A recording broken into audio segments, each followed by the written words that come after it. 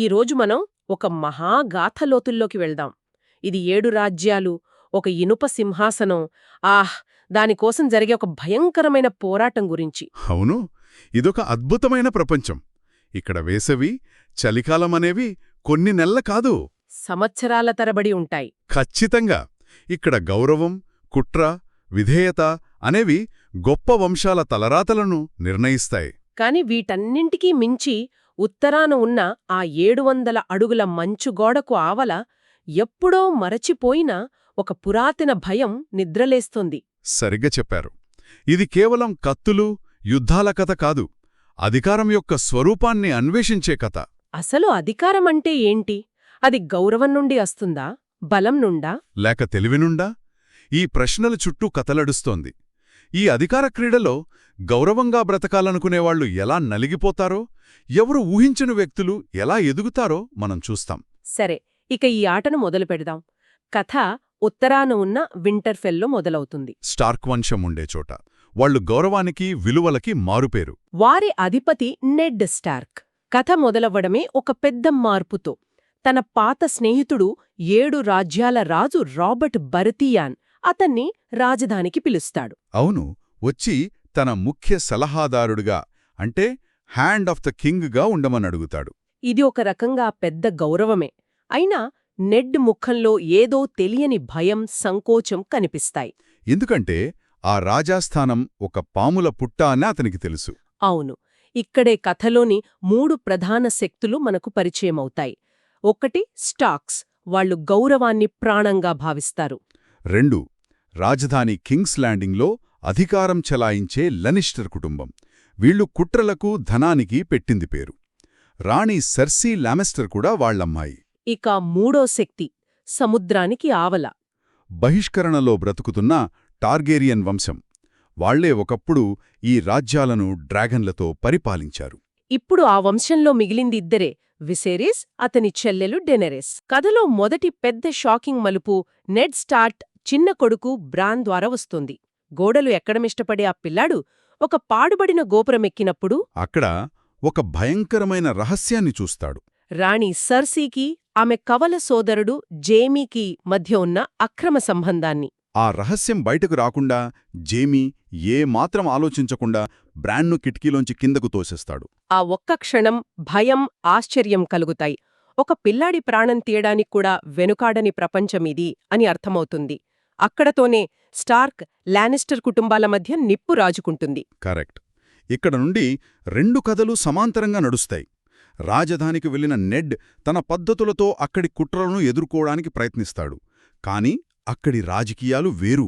అధికార క్రీడలో నువ్వు గెలుస్తావు లేదా చనిపోతావు అని సర్సీ అతన్ని హెచ్చరిస్తోంది కూడా.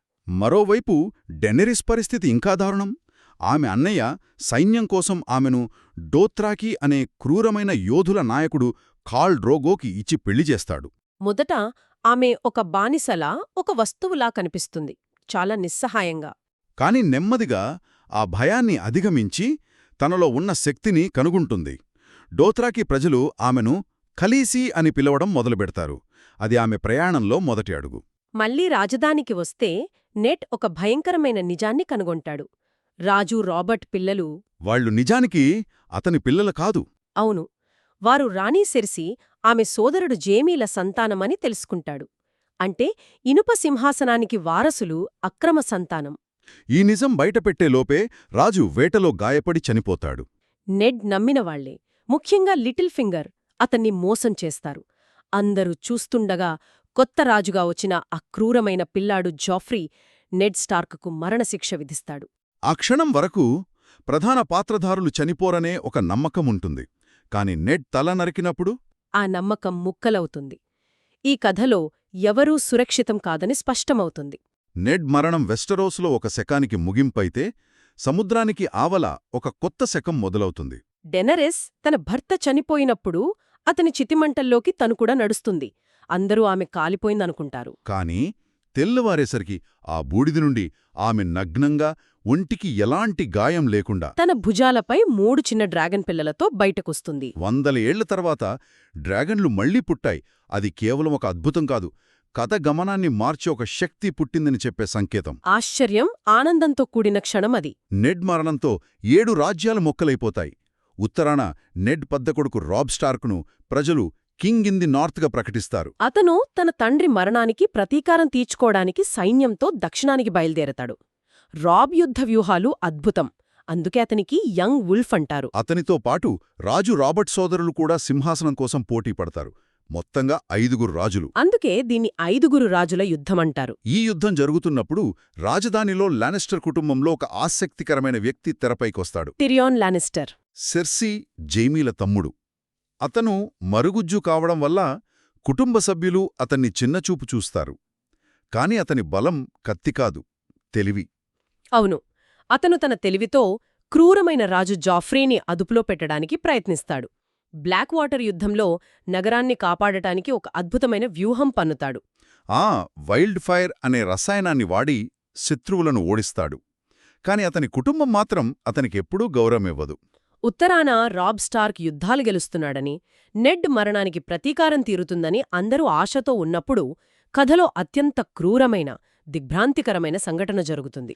Red wedding. ఆ పేరు వింటేనే ఒళ్ళు జలధరిస్తుంది. రాబ్, అతని తల్లి క్యాట్లిన్, గర్భవతినా ఉన్న అతని భార్య అందరినీ ఒక పెళ్లివిందుకు పిలుస్తారు. నమ్మించి పిలిచి. అక్కడ అతిథి మర్యాదలు అనే నియమాన్ని ఉల్లంఘించి సంగీతం ఆగిపోయిన వెంటనే అందరినీ దారుణంగా హత్య చేస్తారు. ఆ ఒక్క సంఘటన చూసినప్పుడు కలిగే అసహ్యం, కోపం, విచారం మాటల్లో చెప్పలేనిది. ఉత్తరాది ఆశలన్నీ ఆ రాత్రి రక్తంలో మునిగిపోతాయి. అవును, అధికార క్రీడ ఎంత నిర్దయుగా ఉంటుందో ఆ సంఘటన చూపిస్తుంది. ఇక్కడ గౌరవం కన్నా నమ్మకద్రోహమే పెద్ద ఆయుధమని రుజువు చేస్తుంది. దీనికి పూర్తి విరుద్ధంగా తూర్పున డెనెరిస్ ప్రయాణం సాగుతుంది. ఆమె బానిసలను విడిపిస్తూ అన్స్లీడ్ అనే బానిస యోధులను తన సైన్యంగా మార్చుకుంటుంది. వాళ్లు ఆమెకు విధేయతతో సేవ చేస్తారు. ఆమె ఒక విమోచకురాలిగా, బ్రేకర్ ఆఫ్ చైన్స్గా పేరు తెచ్చుకుంటుంది. ఒకవైపు నమ్మకద్రోహంతో అధికారం నాశనమవుతుంటే, మరోవైపు నమ్మకంతో ఒక కొత్త శక్తి నిర్మించబడుతోంది. సరిగ్గా. ఇక రాజధానిలో మరో రాజు పతనమవుతాడు, క్రూరమైన జాఫ్రీ. తన పెళ్లి విందులోనే విషప్రయోగంతో చనిపోతాడు. అతను చనిపోయినప్పుడు ప్రేక్షకులు సంతోషించినా ఆ నేరం టిరియన్పై మోపబడుతుంది. అతని విచారణ ఒక నాటకంలా సాగుతోంది. సొంత కుటుంబమే అతనికి వ్యతిరేకంగా సాక్ష్యం చెబుతుంది. చివరకు తిరియన్ తరఫున పోరాడటానికి ఒబెరేన్ మార్టలనే యోధుడు ముందుకొస్తాడు. అతను దాదాపు గెలిచినంత పనిచేసి ఒక భయంకరమైన పోరాటంలో చనిపోతాడు. ఆ దృశ్యం చాలా భయానకంగా ఉంటుంది. ఆ సంఘటనల తర్వాత టిరియన్కి ఇక ఓపిక నశించి తన తండ్రి టైవిన్ లానిస్టర్ను చంపి 7 రాజ్యాల నుండి పారిపోతాడు. దీంతో లానిస్టర్ల అధికారం బలహీనపడుతుంది. మరోవైపు స్టార్క్ పిల్లల పరిస్థితి దయనీయంగా మారుతుంది. వాళ్లు చెల్లచెదురైపోతారు. ఆర్యా హంతకురాలిగా శిక్షణ పొందడానికి బ్రావోస్కు వెళ్తుంది. శాంసా కుట్రదారుడైన లిటిల్ ఫింగర్తో కలిసి పారిపోతుంది. ఇక బ్రాన్ మంచు గోడకు ఆవల ఉన్న 3-eyed రేవెన్ అనే ఒక అతీంద్రియ శక్తిని వెతుక్కుంటూ వెళతాడు. రాజధానిలో అధికారం ఇప్పుడు పూర్తిగా సెర్సీ చేతిలోకి వస్తున్నట్లు కనిపిస్తుంది. ఆమె తన అధికారాన్ని నిలబెట్టుకోవడానికి స్పారోస్ అనే ఒక మత సమూహానికి అధికారాలు ఇస్తుంది. కాని ఆమె ఎత్తుగడ ఆమెకే ఎదురుతిరుగుతుంది. అవును, వారే ఆమెను బంధించి గతంలో చేసిన పాపాలకు శిక్షగా అవమానకరంగా నగరం వీధుల్లో నగ్నంగా నడిపిస్తారు. దీన్నే వాక్ ఆఫ్ షేమ్ అంటారు. ఆమె గర్వం మట్టిలో కలిసిపోతుంది. అదే సమయంలో ఉత్తరాన రామ్సే బోల్టన్ అనే ఒక రాక్షసుడి పాలన మొదలవుతుంది. శాంసా స్టార్క్ దురదృష్టవశాత్తు అతనిని వివాహం చేసుకోవాల్సి వస్తుంది. అక్కడ ఆమె నరకాన్ని అనుభవిస్తుంది. అయితే ఒకప్పుడు తన కుటుంబాన్ని మోసం చేసిన థియాన్ గ్రేజాయ్ సహాయంతో ఆమె అక్కడి నుండి పారిపోతుంది. ఇది శాంసా ప్రయాణంలో ఒక ముఖ్యమైన మలుపు. ఆమె ఇక బాధితురాలిగా ఉండకూడదని, తన ఇంటిని తిరిగి దక్కించుకోవాలని నిర్ణయించుకుంటుంది. ఇక కథ మంచుగోడ దగ్గరికి వస్తే జాన్ స్నో నైట్స్ వాచ్కు లార్డ్ కమాండర్గా ఎదుగుతాడు. గోడకు ఆవల ఉన్న అసలైన శత్రువు చనిపోయిన వారి సైన్యమని గ్రహించి మానవులను కాపాడటానికి వైల్డింగ్స్తో పొత్తు పెట్టుకుంటాడు. కాని ఈ నిర్ణయం అతని సొంత మనుషులకే నచ్చదు. వాళ్లే అతన్ని ద్రోహి అని పిలుస్తూ వెన్నుపోటు పొడిచి చంపేస్తారు. నెడ్ స్టార్క్ మరణం తర్వాత ఇది కథలో మరో పెద్ద దిగ్భ్రాంతికరమైన క్షణం. కానీ మీరు ముందే అన్నట్లు ఈ కథలో మరణం ఎప్పుడూ అంతిమం కాదు. అవునా, కొన్నిసార్లు రెడ్ ప్రీస్టెస్ మెలసాండ్రే తన మాయాశక్తితో జాన్ స్నోను పునరుత్థానం చేస్తుంది. ఇది కథ గమనాన్ని పూర్తిగా మార్చేస్తుంది. అతను మరణం నుండి తిరిగి వచ్చినప్పుడు అతని పాత ప్రమాణాలు అతన్ని బంధించవు. స్టార్క్ కుటుంబం మళ్లీ ఏకం కావడానికి, ఉత్తరాన్ని తిరిగి గెలుచుకోవడానికి ఒక ఆశ చిగురుస్తోంది. అక్కడి నుండి కథ వేగం పుంజుకుంటుంది. జాన్, సంసా కలిసి రామ్సే బోల్టన్పై యుద్ధం చేస్తారు. Battle of the bastards. ఆ భీకర యుద్ధంలో చివరి నిమిషంలో లిటిల్ ఫింగర్ సాయంతో వాళ్లు గెలిచి వింటర్ఫెల్ను తిరిగి దక్కించుకుంటారు. అదే సమయంలో రాజధానిలో సర్సీ తన శత్రువులందరినీ ఒకేసారి అంతం చేయడానికి ఒక భయంకరమైన ప్రణాళిక వేస్తుంది. గ్రేట్ సెప్ట్ అనే ప్రార్థనా మందిరం కింద ఉన్న వైల్డ్ ఫైర్ను పేల్చివేసి తన ప్రత్యర్థులందరినీ చంపేస్తుంది. ఆ షాక్తో ఆమె కొడుకు రాజు టేమన్ ఆత్మహత్య చేసుకుంటాడు. పిల్లలందరూ చనిపోయాక సర్సీ స్వయంగా ఇనుప సింహాసనాన్ని అధిష్ఠిస్తోంది. ఇప్పుడు కథలోని అన్ని ప్రధాన పాత్రలు తమ తుది లక్ష్యాల వైపు కదులుతున్నాయి. డెనెరిస్ తన 3 డ్రాగన్లు, భారీ సైన్యంతో వెస్టరాస్ వైపు వస్తోంది. కథలోని 2 ప్రధాన శక్తులు, మంచు అంటే జాన్ మరియు నిప్పు అంటే డెనెరిస్ కలుస్తాయి. వారిద్దరి మధ్య ప్రేమ చిగురించినా వారికి ఒక ఉమ్మడి శత్రువు ఉంటాడు, నైట్ కింగ్ మరియు అతని చనిపోయిన వారి సైన్యం. ఇప్పుడు సింహాసనం కోసం జరిగే రాజకీయ క్రీడ చాలా చిన్నదిగా కనిపిస్తుంది. అవును, ఎందుకంటే ఇది బ్రతికున్నవారికి చనిపోయిన వారికి మధ్య జరిగే మహాయుద్ధం. ఈ ముప్పు ఎంత పెద్దదో సెర్సీకి నిరూపించడానికి జాన్ బృందం గోడకు ఆవల వెళ్లి ఒక శవాన్ని పట్టుకోవడానికి ప్రయత్నిస్తుంది. అది చాలా ప్రమాదకరమైన ప్రయాణం. ఆ క్రమంలో నైట్ కింగ్ డెనీరిస్ డ్రాగన్లలో ఒకటైన విసిరియాన్ను చంపి దాన్ని తన సైన్యంలో ఒక శవ డ్రాగన్గా మార్చుకుంటాడు. ఆ శవ డ్రాగన్ నీలి మంటలతో మంచు గోడను బద్దలు కొడుతుంది. ఇప్పుడు చనిపోయిన వారి సైన్యం 7 రాజ్యాల్లోకి ప్రవేశిస్తుంది. వింటర్ఫెల్లో మానవులందరూ ఏకమై చనిపోయిన వారి సైన్యంతో ఒక భయంకరమైన, సుదీర్ఘమైన యుద్ధం చేస్తారు. ఆ రాత్రి మొత్తం చీకటి, భయం, నిరాశ. మానవ సైన్యం ఓడిపోయే దశకు చేరుకున్నప్పుడు ఎవరు ఊహించని విధంగా ఆర్యా స్టార్క్ నైట్ కింగ్ను చంపి మానవాళిని కాపాడుతుంది. చిన్నప్పటినుండి ఆమె పొందిన శిక్షణ ఆ ఒక్క క్షణంలో ప్రపంచాన్ని రక్షించింది. అది ఆశ్చర్యం, ఆనందంతో ఉర్రూతాలుగేగే క్షణం. మహాయుద్ధం ముగిసిన తర్వాత కథ మళ్లీ మానవ సంఘర్షణ వైపు మళ్లుతుంది. కాని ఈ యుద్ధంలో డెనారిస్ చాలా కోల్పోయింది. తన నమ్మకమైన స్నేహితులను, సలహాదారులను, 2 డ్రాగన్లను కోల్పోయింది. ఆమెలో ప్రేమ స్థానంలో పగ, దయ స్థానంలో క్రూరత్వం చోటు చేసుకున్నాయి. ఇనుప సింహాసనాన్ని దక్కించుకోవాలనే ఆమె కోరిక ఒక అడిషన్గా మారుతుంది. కథ అత్యంత విషాదకరమైన ముగింపుకు చేరుకుంటోంది. కింగ్స్ ల్యాండింగ్ నగరం లొంగిపోయినా కూడా డెనారిస్ ఆపదు.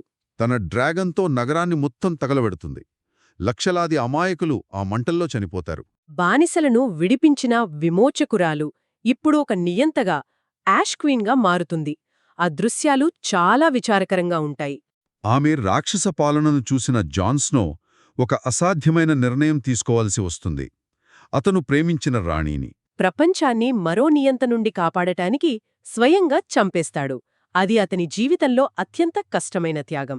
ఆ తర్వాత ఆమె చివరి డ్రాగన్ డ్రోగాన్ ఇనుప సింహాసనాన్ని తన నిప్పుతో కరిగించి డెనెరిస్ శవంతో ఆకాశంలోకి ఎగిరిపోతుంది. అధికారం కోసం జరిగిన ఈ భయంకరమైన పోరాటానికి కారణమైన ఆ సింహాసనమే లేకుండా పోయింది. చివరికి 7 రాజ్యాల నాయకులు సమావేశమై కొత్త పద్ధతిలో బ్రాన్ స్టార్క్ను తమ రాజుగా ఎన్నుకుంటారు. అతను గతాన్ని, వర్తమానాన్ని చూడగలడు కాబట్టి అతను మంచి నిర్ణయాలు తీసుకోగలడని వారి నమ్మకం.